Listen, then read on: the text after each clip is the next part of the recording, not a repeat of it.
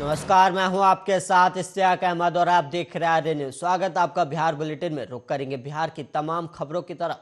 Corona के उतार चढ़ाव का मामला खतरनाक होता है और ये कभी भी अचानक से बढ़ सकता है और पहली और दूसरी लहर में भी ऐसे ही उतार चढ़ाव के बाद अचानक से कोरोना खतरनाक बन गया था और बिहार में पिछले 24 घंटे में 6 लोगों की रिपोर्ट पॉजिटिव आई और 6 लोगों ने कोरोना को मात भी दी है। लेकिन एक्टिव मामलों की संख्या में 48 घंटे में कोई कमी नहीं आई और बीते 48 घंटे से बिहार के एक्टिव मामलों की संख्या 81 बनी हुई है। और स्वास्थ्य विभाग ने ऐसी स्थिति में लोगों से हमेशा अलर्ट रहने को कहा और पटना सहित बिहार के 6 जिलों में एक एक नए मामले सामने आए हैं और इसमें गया, किशनगंज, मुजफ्फरपुर, पटना, पूर्णिया, रोहतास शामिल है। और हालांकि पटना में शनिवार को 2 मामले आए थे, लेकिन स्वास्थ्य विभाग के रिकॉर्ड में एक ही मामला जोड़ा गया और ऐसे आंकड़े 24 घंटे बाद रिकॉर्ड में दर्ज किए जाते। Civil surgeon Patna doctor Vibha Kumari का कहना है कि कॉन्टैक्ट ट्रेसिंग के साथ जांच की संख्या तेजी से बढ़ाई जा रही है। बिहार में पिछले 24 घंटे में 1,76,572 लोगों की जांच हुई है और अब तक कुल 7,26,365 लोग संक्रमित हुए,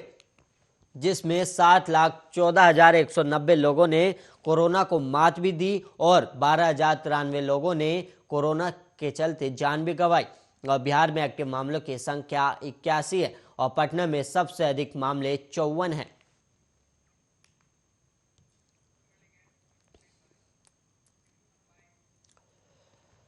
बिहार के मुख्यमंत्री नीतीश कुमार 22 दिसंबर से समाज सुधार यात्रा पर निकलने वाले और ये यात्रा समाज में फैली कुरीतियों को लेकर निकाली ही जा रही है। और मुख्यमंत्री नीतीश कुमार इस दौरान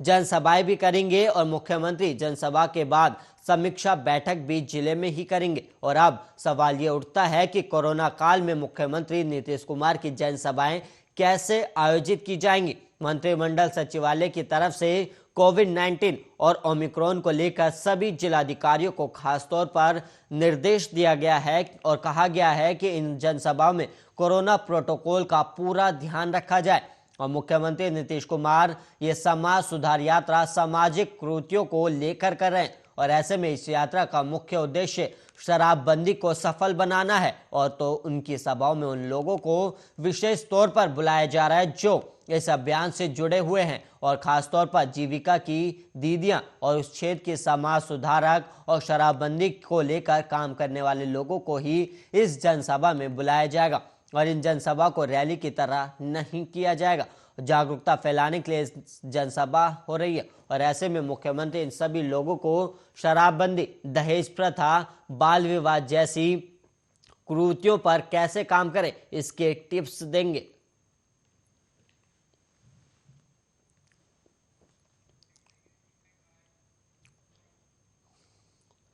पटना के अनीसाबाद में शनिवार की रात अपराधियों ने एक ज्वेलरी दुकान से जमकर लूटपाट की और लूटपाट का विरोध करने पर अपराधियों ने गोलीबारी भी की है और इस गोलीबारी में किसी के हताहत होने की सूचना सामने नहीं आई। और घटना की सूचना पाकर मौके पर पहुंची पुलिस ने छानबीन शुरू कर दी और स्थानीय लोगों ने बताया कि अनीसाबाद के पुलिस कॉलोनी स्थित मां वैष्णवी ज्वेलर्स में शनिवार की देर रात दुकानदार जब अपनी दुकान बंद करने की तैयारी में जुटा था, इसी बीच 3 से 4 की संख्या में अपराधी दुकान पर पहुंचे और लूटपाट शुरू कर दी। और लूटपाट का विरोध करने पर अपराधियों ने 3 राउंड गोलियां भी चलाई और मौके पर पहुंची पुलिस ने गोलीबारी से इनकार किया है और घटना के बाद पूरे इलाके में दहशत का माहौल कायम है। और आसपास के लोगों ने बताया कि अपराधियों की गोलीबारी की सूचना मिलते ही आसपास के दुकानदार अपनी अपनी दुकानें बंद करने लगे। और इस लूटकांड में अपराधियों ने कितने रुपए की ज्वेलरी लूटे इसका सही आंकड़ा अभी तक नहीं मिल पाया,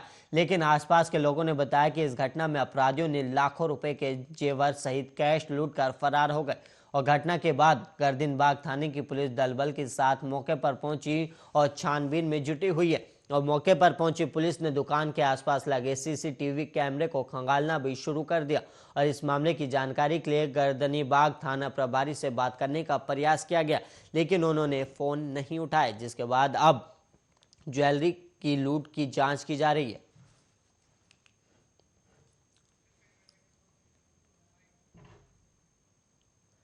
किशनगंज में एक बच्चा जिसे गेंद समझकर खेल रहा था वो बम निकला और इसके फटने से धर्मगंज निवासी बीजेपी नेता पवन सिंह का 11 वर्षीय बेटा शुभम बुरी तरह घायल हो गया। और घटना शनिवार दोपहर की है, जहां पर आनन फानन में परिजन बच्चे को लेकर एमजीएम अस्पताल पहुंचे और जहां से उसे बेहतर इलाज के लिए सिलीगुड़ी रेफर कर दिया गया। और घटना के बाद एसडीपीओ अनवर जावेद अंसारी सहित पुलिस टीम मौके पर पहुंची और पुलिस मामले की जांच में जुट गई है। और बम निरोधक दस्ता और मेटल डिटेक्टर टीम को भी घटना स्थल पर बुलाया गया और घटनास्थल से विस्फोटक का टुकड़ा जांच के लिए टीम अपने साथ ले गई और जांच के लिए एफएसएल टीम को भी बुलाया गया। और वहीं बताया गया कि पवन सिंह के धर्मगंज स्थित आवासीय परिसर में गड्ढे को भरने के लिए मिट्टी मंगवाई गई थी और दोपहर के वक्त मिट्टी को समतल कर रहे मजदूर खाना खाने गए थे और शुभम वहीं मिट्टी पर खेल रहा था। तभी उसे कोई गोल चीज मिली जिसे गेंद समझकर खेलने लगा। तभी उसमें धमाका हो गया और छत पर बैठी शुभम की दादी धमाके की आवाज सुनकर भागकर नीचे पहुंची और शोर मचाया और परिजन उसे तत्काल अस्पताल ले गए, जहां से बेहतर इलाज के लिए सिलीगुड़ी ले जाया गया। और बच्चे का एक हाथ बुरी तरह से जख्मी है, सर, गला और छाती में भी कई चोटें आई है। और आखिर मिट्टी के ढेर में विस्फोटक कैसा है, इसको लेकर अभी भी संशय बरकरार है और हर बिंदु पर एसडीपीओ अनवर जावेद अंसारी स्वयं जांच कर रहे हैं। और शनिवार की शाम एसडीपीओ सहित डीएसपी हेडक्वार्टर एसएचओ ने उस स्थल का जायजा भी लिया जहां से मिट्टी लाई जा रही थी।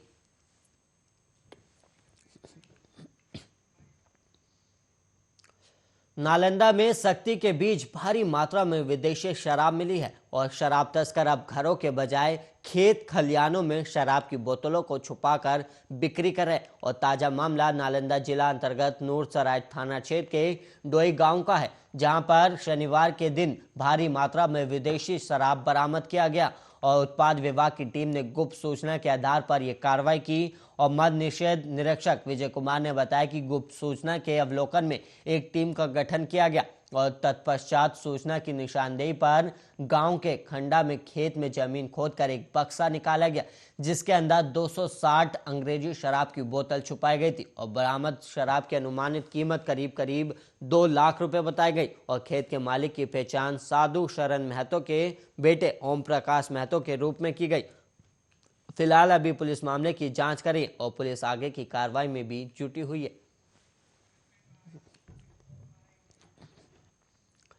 बिहार की स्वास्थ्य सेवा में नई कड़ी ई क्लिनिक की जुड़ गई है और स्वास्थ्य मंत्रालय ने बिहार में इस सेवा को लॉन्च भी कर दिया और राज्य में तत्काल 100 क्लिनिक काम करेंगे और इसके बाद इसकी संख्या बढ़ाई भी जाएगी। और ई क्लिनिक के साथ अगले 1 साल में 1 करोड़ लोगों का इलेक्ट्रॉनिक स्वास्थ्य रिकॉर्ड भी बनाया जाएगा। चिकित्सा की ये आधुनिक विधि जिफी हेल्थ बिहार में लेकर आई है और इससे अब बड़े डॉक्टरों को दिखाने के लिए भी मरीजों को राज्य से बाहर नहीं जाना पड़ेगा। और 10 सेवाओं में हजारों किलोमीटर दूर बैठे डॉक्टर मरीज के हृदय की धड़कन, बीपी, शुगर, ऑक्सीजन लेवल जैसे रियल टाइम में सुन और देख सकेंगे और इससे इलाज के लिए लोगों को बड़े शहर में जाने की जरूरत नहीं पड़ेगी।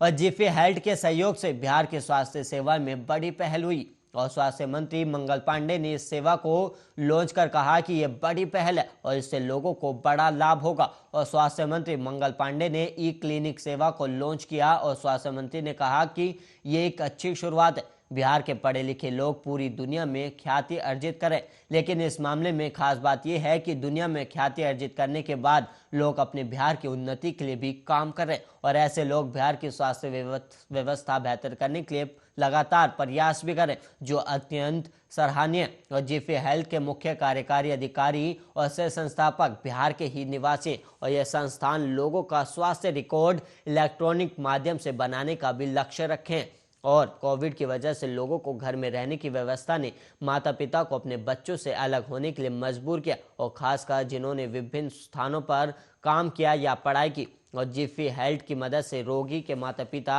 या अभिभावक परामर्श में शामिल हो सकते हैं और अपने प्रियजन की स्वास्थ्य कठिनाइयों के बारे में भी जान सकते हैं। और लक्ष्य है कि प्रत्येक व्यक्ति को सस्ती और विश्वसनीय स्वास्थ्य सेवाएं प्रदान करना और समय और लागत को लोगों के अनुसार करके बेहतर ग्राहक यात्रा प्रदान करना। और live Q management, voice clinical note, integrated diagnostic और ओपीडी प्रबंधन के साथ फार्मेसी जैसे कुछ तरीके और औजार हैं जो जिफी हेल्थ को अलग करता है।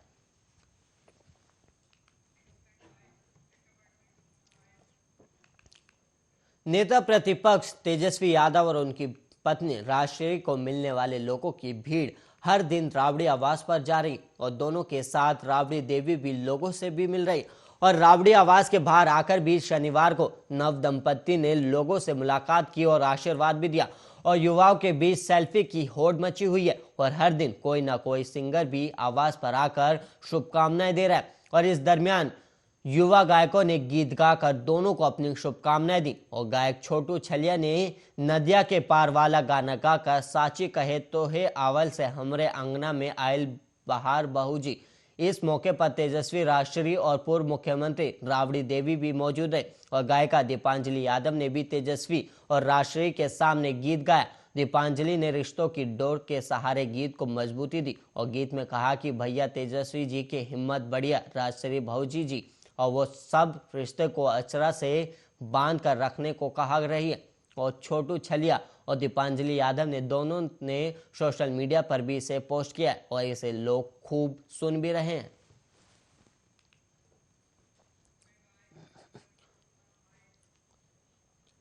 पटना में ग्रामीण कार्य विभाग के एग्जीक्यूटिव इंजीनियर से अब तक करोड़ों की संपत्ति का खुलासा हुआ है और शनिवार को निगरानी अन्वेषण ब्यूरो ने अजय कुमार सिंह के घर दबिश दी और टीम को घर से 95 लाख रुपए कैश, 1 किलो 295 ग्राम सोने की ज्वेलरी और 3 चांदी की ईंटें सहित 12 किलो चांदी की ज्वेलरी मिली है और इसकी कीमत करीब 66.51 लाख रुपए बताई जा रही और पोस्ट ऑफिस में 81 लाख रुपए का एनएससी में इन्वेस्टमेंट और पटना के बेरिया में 40 लाख रुपए की जमीन के भी कागजात मिले और बिहार में भ्रष्टाचार करने वाले सरकारी अफसरों, पदाधिकारियों और कर्मचारियों के खिलाफ कार्रवाई जारी है और आर्थिक अपराध इकाई, स्पेशल विजिलेंस यूनिट और निगरानी अन्वेषण ब्यूरो की टीम लगातार भ्रष्टाचारियों के ऊपर कड़ी कार्रवाई भी कर रही है और इंद्रपुरी इलाके में स्थित इनके घर पर छापेमारी की गई और निगरानी अन्वेषण ब्यूरो की छापेमारी सुबह 8 बजे से लेकर अब तक भी चल रही है और पड़ताल में ग्रामीण कार्य विभाग के executive engineer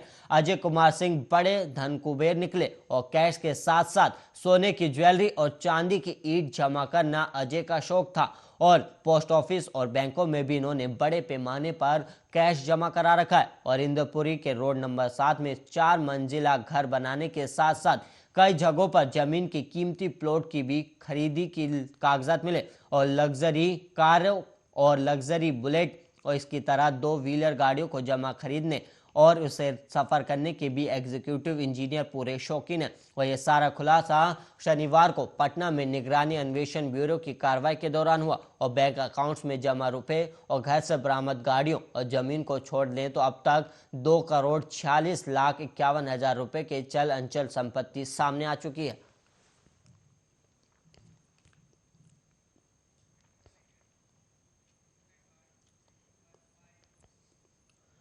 CM Nitish Kumar के समाज सुधार यात्रा के कारण जिला मुख्यालय के रोहतास स्टेडियम में 21 से 24 दिसंबर तक आयोजित होने वाली जिला स्तरीय खेल प्रतियोगिता स्थगित कर दी गई है और अब प्रतियोगिता 5 से 8 जनवरी तक आयोजित की जाएगी और इसका कारण है कि सीएम के कार्यक्रम का भी मुख्य आयोजन रोहतास स्टेडियम में होगा, जिसे लेकर डीएम धर्मेंद्र कुमार और अन्य अधिकारियों ने शनिवार को रोहतास स्टेडियम पहुंच मुख्य कार्यक्रम स्थल का जायजा लिया और सीएम नीतीश कुमार अपनी समाज सुधार यात्रा के क्रम में 27 दिसंबर को यहां पहुंचेंगे, जिसकी तैयारी को लेकर रोहतास स्टेडियम को 21 दिसंबर को इवेंट कंपनी को हैंड ओवर कर दिया जाएगा और इसी कारण कला, संस्कृति और युवा विभाग बिहार के तत्वाधान में जिला प्रशासन रोहतास द्वारा 21 से 24 दिसंबर तक होने वाली जिला स्तरीय विद्यालय खेल प्रतियोगिता के कार्यक्रम में परिवर्तन किया गया और इस बात की जानकारी देते हुए जिला खेल पदाधिकारी संजय कुमार ने बताया कि मुख्यमंत्री के समाज सुधार यात्रा कार्यक्रम को देखते हुए इस प्रतियोगिता की तारीख में परिवर्तन किया गया और मुख्यमंत्री के प्रस्तावित यात्रा की तैयारियों को अंतिम रूप देने के लिए जिलाधिकारी और पुलिस अधीक्षक आशीष भारती ने चयनित स्थलों का भ्रमण कर सभी संबंधित को कई आवश्यक निर्देश भी दिए हैं। और वहीं वैज्ञानिक लगातार प्रयास में लगे रहते और एक ऐसा ही प्रयास अब बुध ग्रह भी पहुंच चुका है और सामने आई बुध